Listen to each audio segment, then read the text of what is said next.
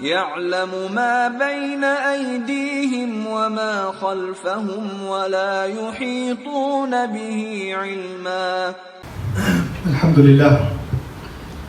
لله خالق الوجود من العدم وجاعل النور من الظلم فمخرج الصبر من الألم وملقي التوبة على الندم، فنشكره على المصائب كما نشكره على النعم، ونصلي على رسوله الأكرم بالشرف الأشم والنور الأتم والكتاب المحكم وكمال النبيين والخاتم سيد ولد آدم الذي بشر به عيسى بن مريم ودعا لبعثته إبراهيم عليه السلام حين كان يرفع قواعد بيت الله المحرم.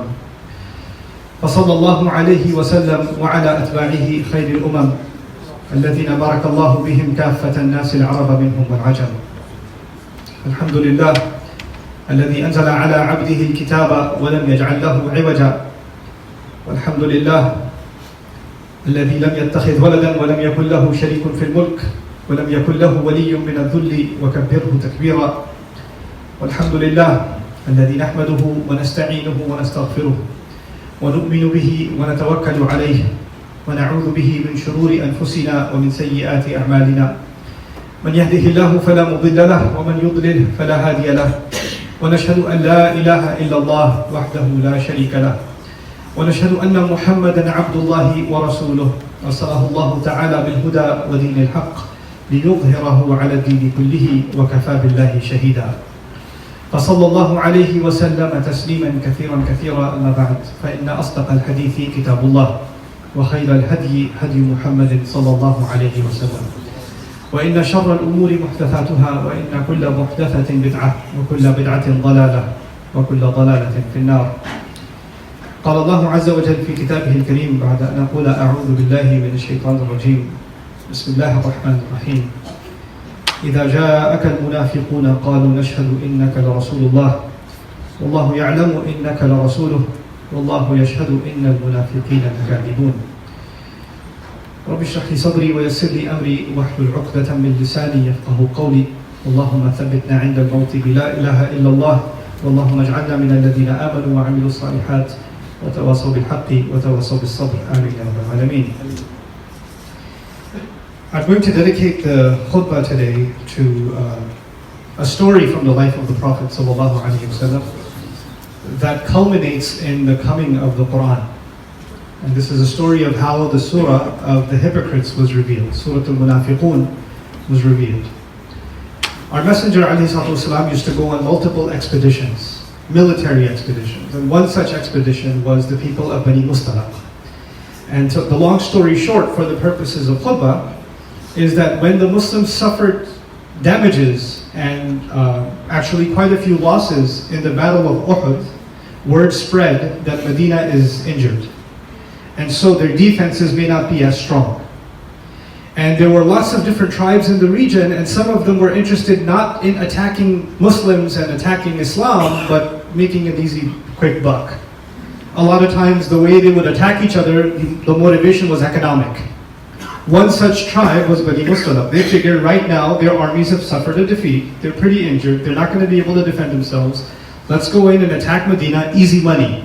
So that was their motivation for rounding up their forces and coming at Medina. The Prophet ﷺ got wind of this. He figured out that they're on their way.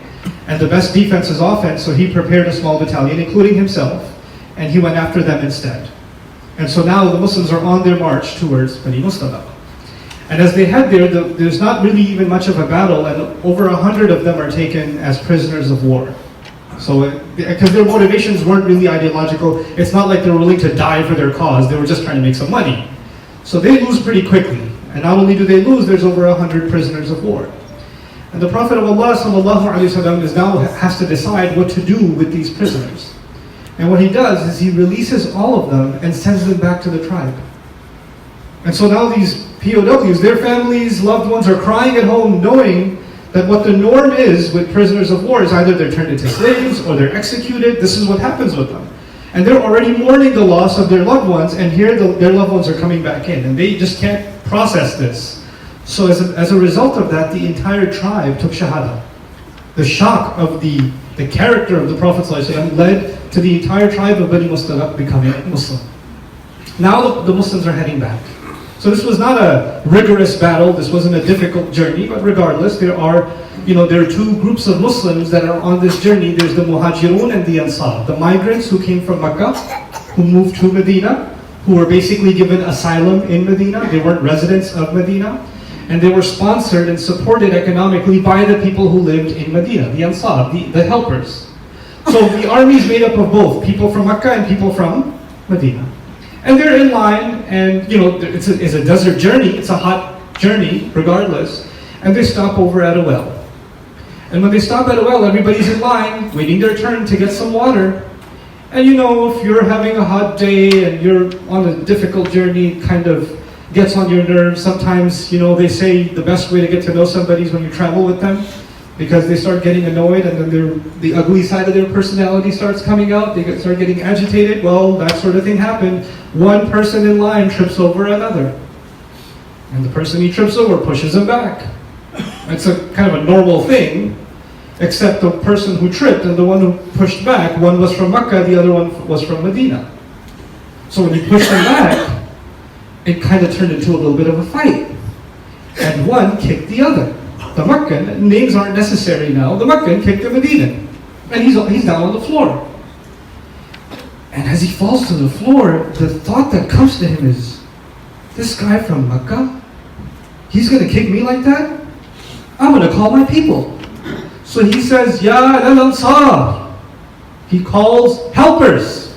Lal-ansar. Which group is the helpers? The people of Medina. So he wants his people to round up behind him because he's in trouble. And the other go, you're going to call your people. I know how to call my people. I got people too. Ya al-muhajirin. He calls the muhajirin.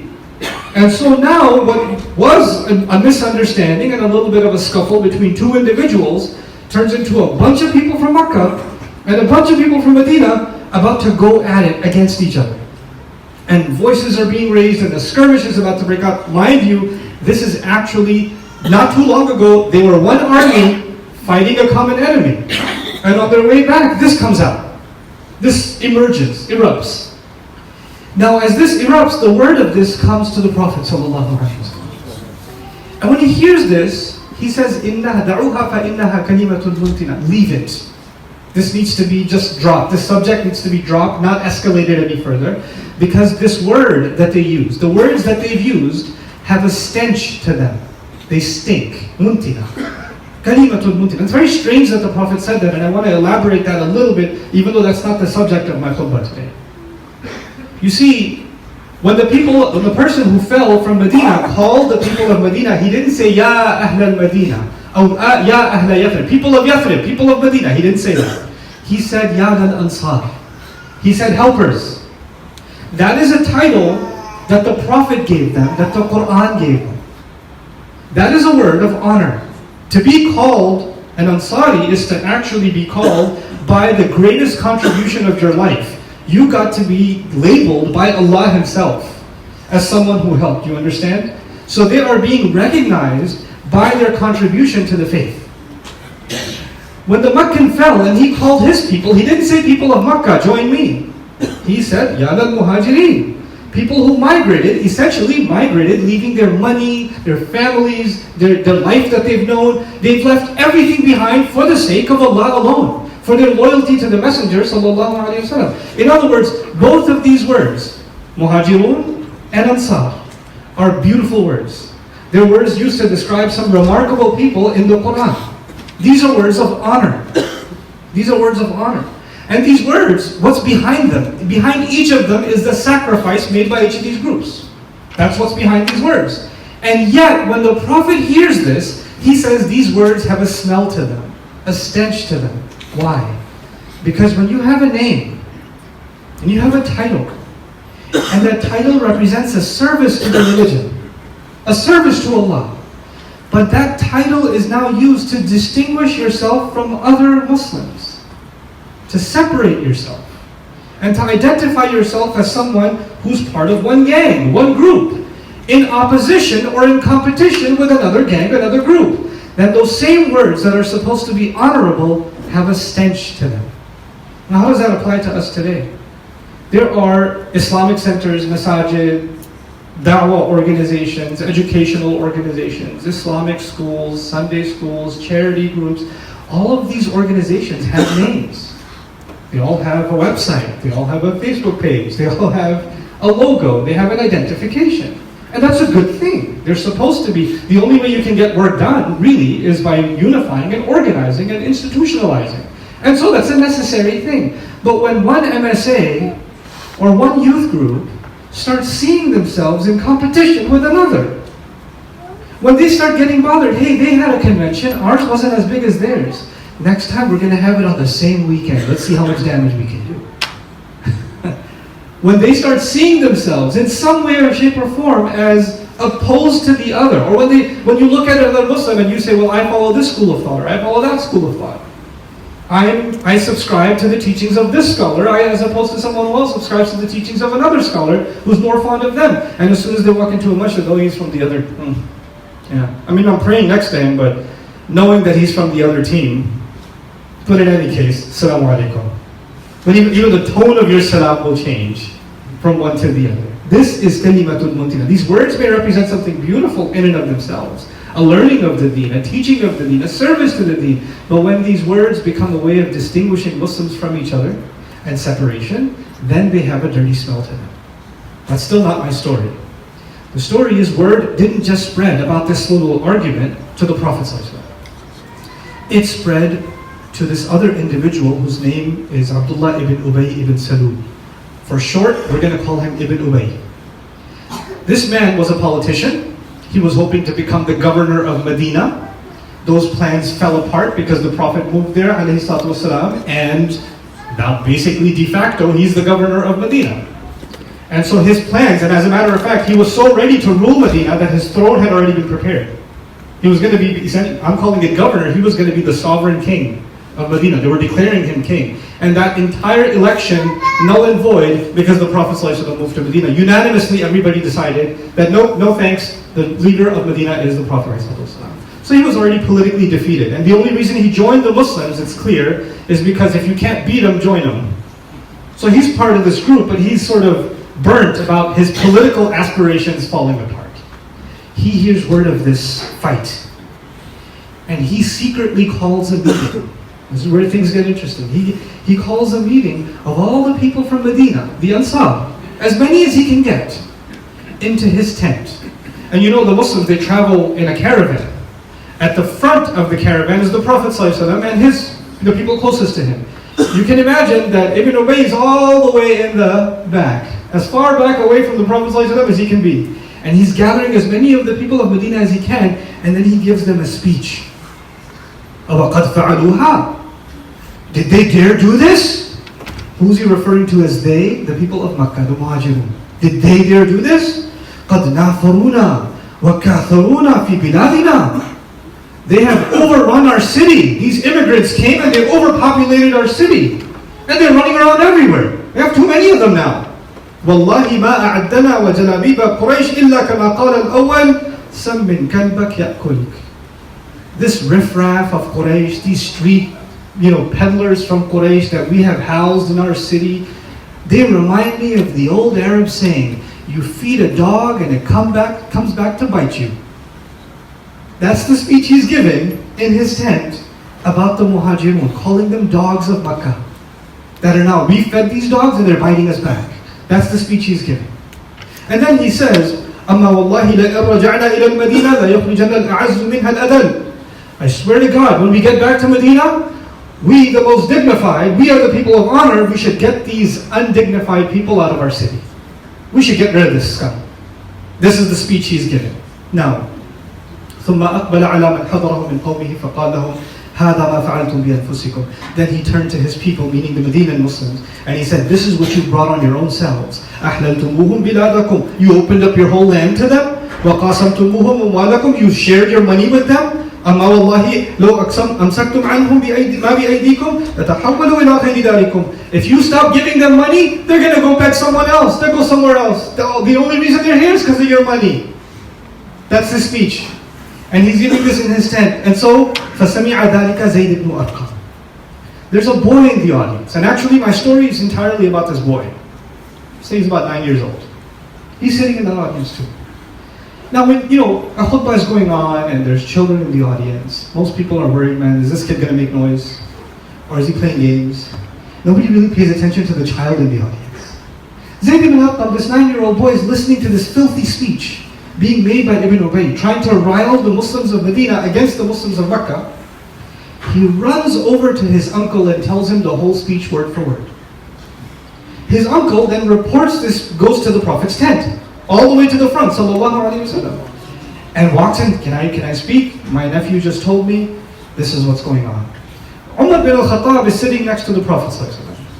Umar bin al-Khattab's immediate response is, لَقَدْ عَرَفْتُ رَجُلًا, I know a guy, I know what to do. I can send him in, he'll sit in the audience, he'll scoot up until he's all the way to the front, and he'll slice his neck. Just give the word. And now the Prophet ﷺ said, no, the people will say, Muhammad kills his own. The people, and by the way, if you might think Umar bin al-Khattab has this extreme response, understand something. Anybody who has any experience in the military knows these men are on a military expedition. And within a military expedition, if a group from within your own army tries to rile up some against others, this is actually considered an act of treason, espionage, punishable immediately by death, across armies in the world even today. So what Umar is actually suggesting is standard military protocol. Not if anybody talks trash, they should be killed, but in an army situation, in a military situation, that kind of dissent is punishable by death. And so, the Prophet ﷺ says, no, call him here. So they call Ibn Ubay. And Ibn Ubay shows to the tent of the Prophet ﷺ. What have you been saying? We've come to hear you said this, and this. Would you like to explain yourself? And all this time, the boy, Zayd ibn Arqam, is sitting outside the tent. And unlike buildings today, a tent is not soundproof. So Zayd is outside, but he can hear the meeting going on inside. And the Prophet ﷺ asks Ibn Ubay, what have you been saying? And he says, Wallahi, I swear to God, you are the messenger of Allah. Why would I ever say something like that? We came here to sacrifice our lives. I can't believe you're even suggesting this. What kind of person would testify against me and say these lies? I am so offended right now. And he starts getting angry and starts giving this offended speech. And how dare the Prophet ﷺ even suggest that he made such a speech? And he's just furious. And the Prophet ﷺ says, you can go. He tells him, you can go. And when he leaves, Zayd, who's outside, ran away to his own tent. He reports he ran away to his own tent and curled up and started crying and said to himself, لَقَدْ صَدَّقَهُ رَسُولُ اللَّهِ وَكَذَّبَنِي. The Prophet believed that he was telling the truth and I was lying. The Prophet thinks I'm a liar and he told the truth. Because in kids' language, Ibn Ubay just got called to the principal's office and then he had to explain himself and he came up with a story and then he didn't get in any trouble and he walked right off. And this kid's going, I just told on him and he didn't get any detention or nothing? That must mean they didn't believe my story. So now he thinks that the Prophet thinks of me as a liar. And he didn't say this to the Prophet ﷺ. As a matter of fact, he never directly spoke to the Prophet ﷺ. He spoke to his uncle, who then spoke to him. He was just outside. So he's in his tent crying. And a few moments later, his uncle comes and says, the Prophet is calling you. Rasul ﷺ is calling you. Now this is going to be a direct conversation between this 9-year-old and the Messenger of Allah sallallahu alaihi wasallam. And he comes in, and the Prophet ﷺ has him sit down so that when they're sitting on the floor, his knees are touching the Prophet's knees. And as they're sitting there, he turns to him and he says, لَقَدْ صَدَّقَكَ اللَّهِ. Allah proved that you were telling the truth. And Allah revealed Surah Al-Munafiqun. And the entire Surah Al-Munafiqun was revealed at once. All of it. And the first person to hear that surah was that child. Allah revealed the surah to Rasulullah ﷺ. Rasulullah ﷺ would normally recite the surah and the surah spreads. But before it spread, he said, call him. Call Zayd. As if to say the feelings of that child and the emotions of that child were important enough that the revelation of this surah should be given first priority from Allah to Jibreel to the Messenger of Allah sallallahu alaihi wasallam, to Zayd ibn Arqam first. and then everyone else. How important are the feelings of a child? How important is it for a child to feel respected, to feel dignified? How easy is it for a Muslim in our homes? I mean, Quran is recited, alhamdulillah, we're learning, we're trying to practice our faith, and yet at the same time, when it comes to our kids, we're so harsh. When it comes to our kids and their feelings, so easy to call them names. This one's just a liar. He's just got anger problems. This one's bad. One time I was talking to a parent, and they were people just opened up in conversation to me, and they said, "Can you help me with my son? He's got an anger problem. He's been very angry lately." I was like, "Okay, so what's going on with him? Do you know when that changed?" "I don't know, since he's been going to this new school." I was like, "Okay, did you ask him what's happening at school?" "No, he's just punching walls and angry all the time, doesn't want to talk." "Yeah, so something's happening. Let's find out what's happening. Let's call the mom. Maybe mom knows more. Dad's at work all the time, so call mom. He's just bad." "Okay, so when did he turn bad?" "He was born bad." Seriously, mom? If you're so easy for you to say that to me, then I'm sure this child has been hearing it for a long time. That you're just bad. That's just how you are. And when you tell a child that, they'll internalize it. And they'll accept that about themselves. And they'll start thinking, well, I'm bad anyway, might as well act it out. If that's the attitude, then how are you expecting to raise a child with a positive opinion even of themselves, much less anyone else? The dignity of a child matters. The value we give children matters. The way we speak to them matters. What they listen to matters. Can you imagine? Zayd ibn Arqam came to his uncle and told him exactly what Ibn Ubay said, word for word. لَإِنْ رَجَعْنَا إِلَى الْمَدِينَةِ لَيُخْرِجَنَّ الْأَعَزُّ مِنْهَا الْأَذَلَّ. That's what he said. When we come back to the city, the dignified shall expel the humiliated. Those were his words. Quran, word for word, يَقُولُونَ لَإِنْ رَجَعْنَا إِلَى الْمَدِينَةِ لَيُخْرِجَنَّ الْأَعَزُّ مِنْهَا الْأَذَلَّ وَلِلَّهِ الْعِزَّةُ وَلِرَسُولِهِ وَلِلْمُؤْمِنِينَ. Ya Rab. Word for word, the report of Zayd became part of the Quran. Word for word. Those words were transmitted to the Prophet ﷺ through Zayd, and then were retransmitted from Allah, confirming what Zayd said by the word. By the word. SubhanAllah. The value we must place on the dignity of children. To not dismiss the importance of having them listen to something valuable also. Think about this, my khutbah was going to be really about one of the ayat of this surah, but we didn't get to that. Maybe at another occasion, inshallah ta'ala. And that is actually about children. The ayah is about children. Interestingly, most of the surah is about the hypocrites. And at the very end, Allah says, لَا تُلْهِكُمْ أَمْوَالُكُمْ وَلَا أَوْلَادُكُمْ عَنْ ذِكْرِ اللَّهِ. Like at the end, he changes the subject. وَخَاطَبَ الَّذِينَ آمَنُوا. He addressed those who believe. But that's for another time. For now, what I want you to think about is, just like this child and his testimony and what he experienced shouldn't have been dismissed, the same way, think about the positive upbringing of a child. Nowadays we argue that we're just a product of our environment. And much of that is true. Human beings have to make their own choices, but their environment and how they were raised and the kind of influences they had has a huge impact on the kind of personality you're going to have, the kind of choices you're going to make in life. But you think about a man who spent many years of his life in prison. If someone's been in jail for 20 years, who have they been around? Criminals, other people. And maybe some of them have reformed, but maybe some of them haven't reformed. They haven't been, you can argue, in the best company. This may not be the best company for them. And that'll have an impact on what kind of person they become. Before then, if there's a child who has no parental supervision, before even jail, if there's a young man with no parental supervision, no mom, no dad telling you this is right, this is wrong, this is okay, this is not okay, nobody telling you to pray, nobody telling you halal from haram, nothing.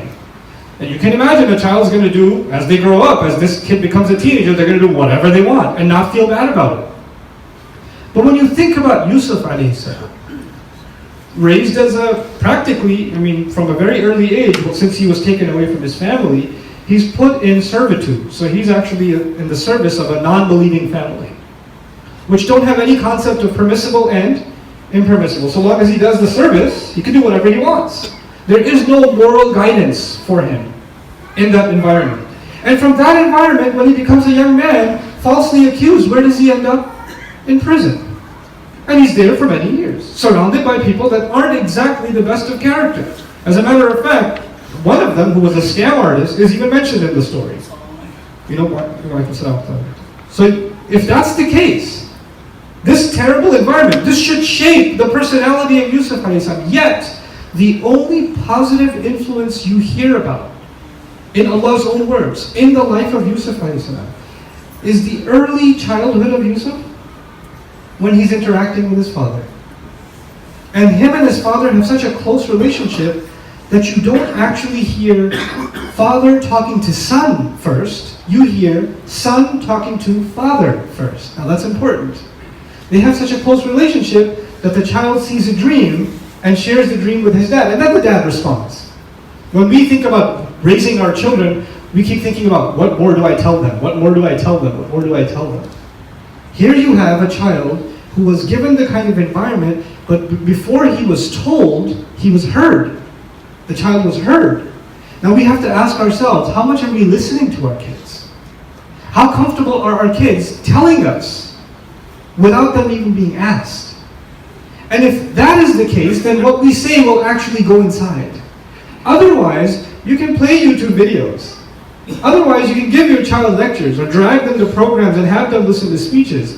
We don't know what's going inside and what's not. But if we're giving them the space to voice, and for their words to be heard with value.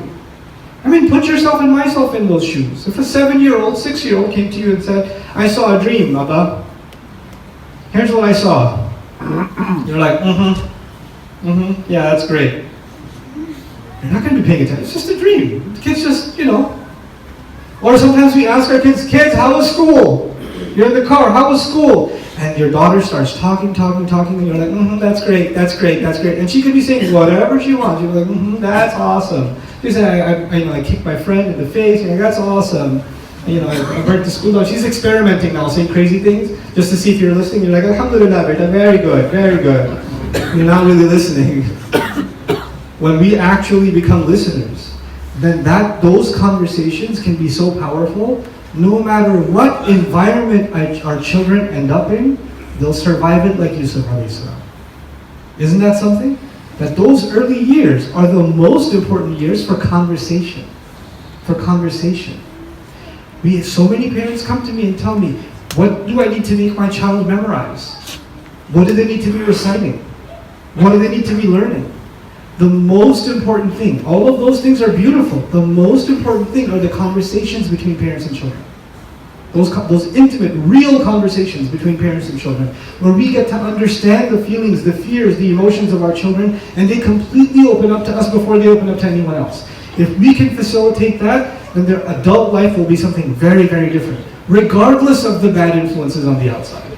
Regardless. They're not going to fall. And may Allah Azza wa Jal protect all of our children. And may give us value for our children. And may Allah Azza wa Jal not make us of those who overlooked our responsibility towards our children. May Allah Azza wa Jal make the trial of those who are being tested with children easy for them. May Allah Azza wa Jal make those of us whose children have become disrespectful or distant or angry or difficult to communicate with. May Allah Azza wa Jal make those barriers easier and break those barriers and open up the hearts between parents and children once again. May Allah Azza wa Jal make us better parents and make our children better children. Barakallahu li wa lakum fil Qur'an al-Hakim wa nafa'ani wa iyyakum bil ayati wa dhikr al-Hakim.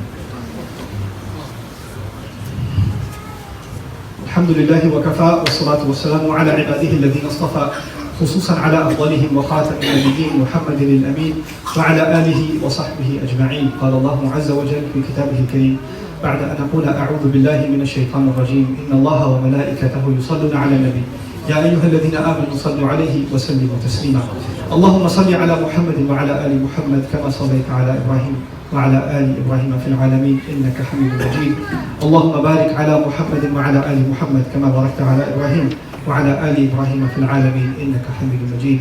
عباد الله رحمكم الله اتقوا الله إن الله يأمر بالعدل والإحسان وإيتاء ذي القربى وينهى عن الفحشاء والمنكر ولذكر الله أكبر والله يعلم ما تصنعون. أقم الصلاة إن الصلاة كانت على المؤمنين كتابا موقوتا. الله أكبر الله أكبر. أشهد أن لا إله إلا الله. أشهد أن محمدا رسول الله.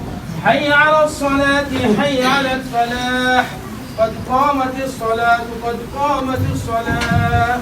الله أكبر، الله أكبر، لا إله إلا الله. استقيموا يا الله. الله